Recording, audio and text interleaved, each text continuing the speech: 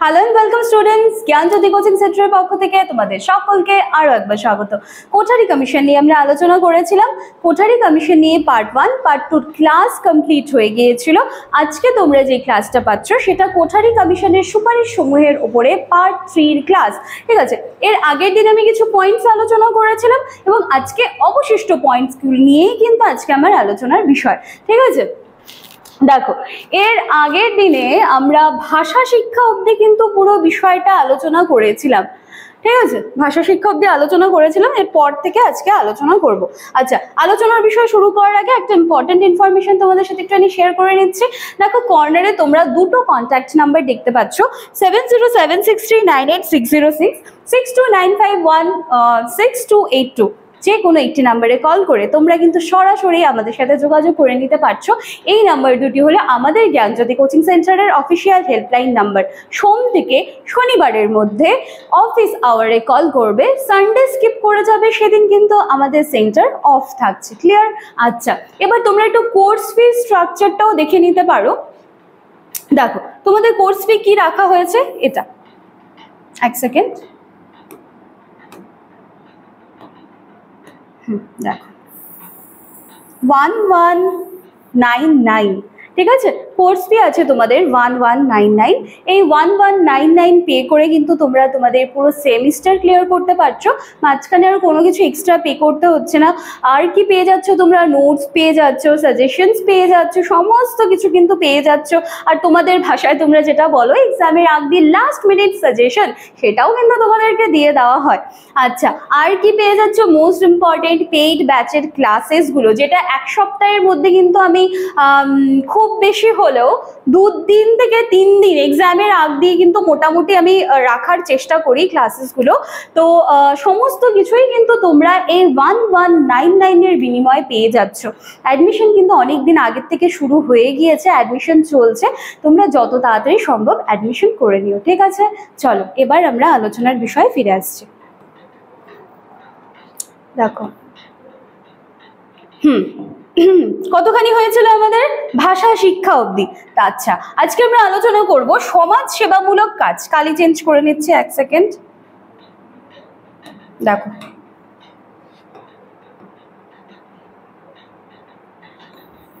সমাজ সেবামূলক কাজ কি বলা হচ্ছে? কোঠারি কমিশনের সুপারিশ সমূহ নিয়ে আলোচনা করছে।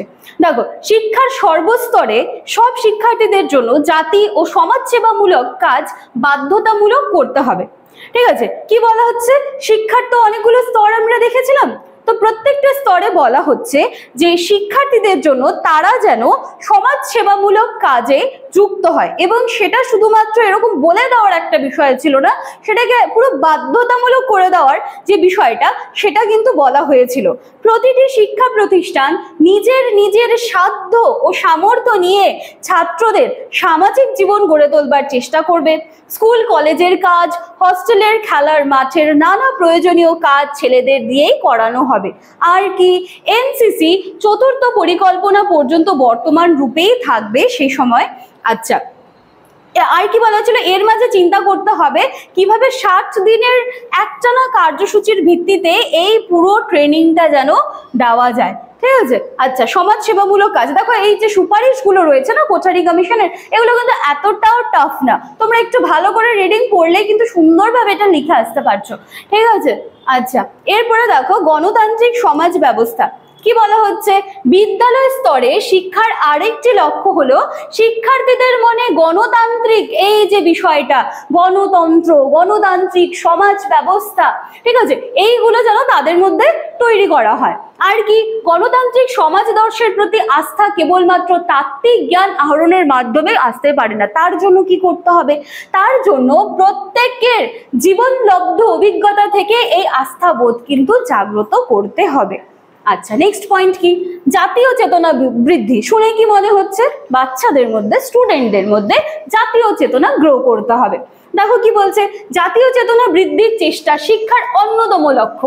এজন্য আমাদের জাতীয় সংস্কৃতি, আমাদের ঐতিহ্য কি রয়েছে, আমাদের সংস্কৃতি কি, বা আমাদের কি বলবো, যে দেখো বলা হচ্ছে জাতীয় সংস্কৃতি, এইগুলো সম্পর্কে বাচ্চাদেরকে কিন্তু জানাতে হবে। ঠিক আছে, আর কি ভারতের ভবিষ্যৎ সম্পর্কে আশাবাদী মনোভাব সৃষ্টি করতে হবে।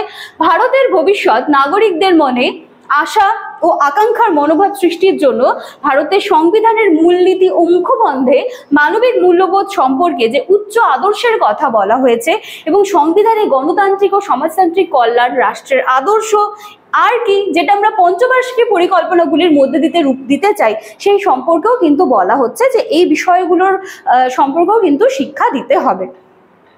আচ্ছা, এরপরে চলে আসলো আমাদের সামাজিক পরিবর্তন। দেখো এখানে না তোমাদের আলাদা করে কিছু বুঝিয়ে দেওয়ার মতন নেই, ঠিক আছে। যেহেতু তোমাদের কোঠারি কমিশনের সুপারিশ, তোমাদের মনে হতে পারে আচ্ছা কোন কোন পয়েন্টগুলো তাহলে এখানে দিয়ে মানে আসবে, কোন কোন বিষয়গুলো কোঠারি কমিশনের সুপারিশের মধ্যে চলে আসতে পারে, তো যার জন্যই কিন্তু আমার এগুলো রাখা, ঠিক আছে। এগুলো আলাদা করে কিন্তু বোঝানোর মতো কোনো বিষয় এখানে নেই, তোমরা ভালো করে পড়লে নিজেরাই সুন্দর করে লিখে আসতে পারবে। দেখো সামাজিক পরিবর্তন কি, কমিশন বলেছেন বর্তমানে যেমন অবিশ্বাস্য দ্রুত গতিতে জ্ঞানের প্রসার হচ্ছে, তেমনি দ্রুত সামাজিক পরিবর্তনও ঘটছে। অবভিয়াসলি সামাজিক পরিবর্তন তো ঘটছে, সেটা ধীর গতিতে হোক স্থির গতিতে হোক সেটা কিন্তু থেমে থাকছে না।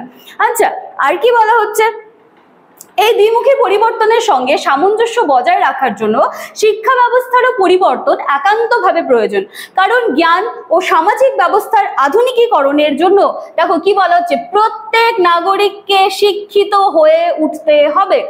আচ্ছা, শিক্ষার প্রসার ও শিক্ষার মানের উন্নতির সঙ্গে সমাজের সর্বস্তরের একদল বুদ্ধিজীবী সম্প্রদায়ের সৃষ্টি হবে, যাদের আনুগত্য, বিশ্বাস, আশা আকাঙ্ক্ষা ভারতের মাটিকে আশ্রয় করেই গড়ে উঠবে।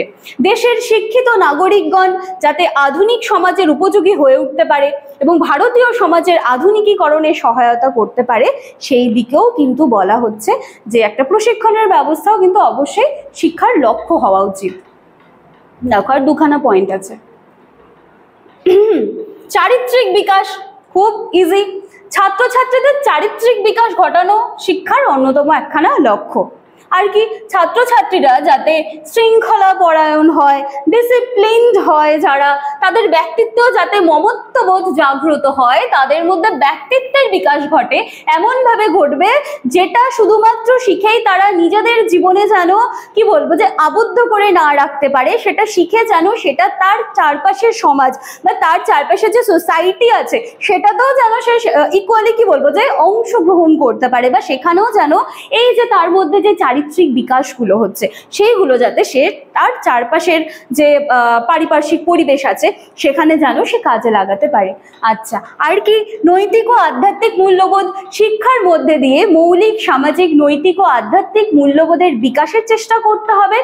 আর কি বিজ্ঞান ও নৈতিক মূল্যবোধ সম্পর্কে শিক্ষার ফলে আমাদের দেশে অবশ্যই একটা নতুন দৃষ্টিভঙ্গির সৃষ্টি হবে, যেটা কিনা অসাম্প্রদায়িক এবং উদার মনোভাব গড়ে তুলতে সাহায্য করবে। যখন এই বিষয়গুলোকে আমরা কি বলা হচ্ছে বিজ্ঞান ও নৈতিক মূল্যবোধ সম্পর্কে শিক্ষার ফলে তো কি হচ্ছে যে আমাদের দৃষ্টিভঙ্গি যখন পাল্টে যাচ্ছে, তো যখন আমাদের কোনো একটা বিষয়কে মনে করুন যে একঘেয়ে ভাবে দেখে আসছি, একটা দৃষ্টিভঙ্গিতে দেখে আসছি, কিন্তু যখন আমরা নতুন বিষয়গুলিকে আয়ত্ত করছি তখন কিন্তু দেখা যাবে যে সেই বিষয়টা নিয়ে আমরা চিন্তা করতে পারছি অন্যভাবে, সেই বিষয়টাকে আমরা একটু ডিফারেন্ট ভাবে দেখতে পারছি, ঠিক আছে। তো সেটাই এখানে কিন্তু বলা হচ্ছে, ঠিক আছে। তো এর সাথে সাথে কিন্তু তোমাদের কোঠারি কমিশন শেষ হয়ে যাচ্ছে 1964 to 1966, ঠিক আছে। দেখো ন্যাশনাল এডুকেশন কমিশন, নাম ছিল ডক্টর দৌলত সিং কোঠারি এবং ওনার নাম অনুসারেই কিন্তু এই কমিশনের নাম হয় কোঠারি কমিশন।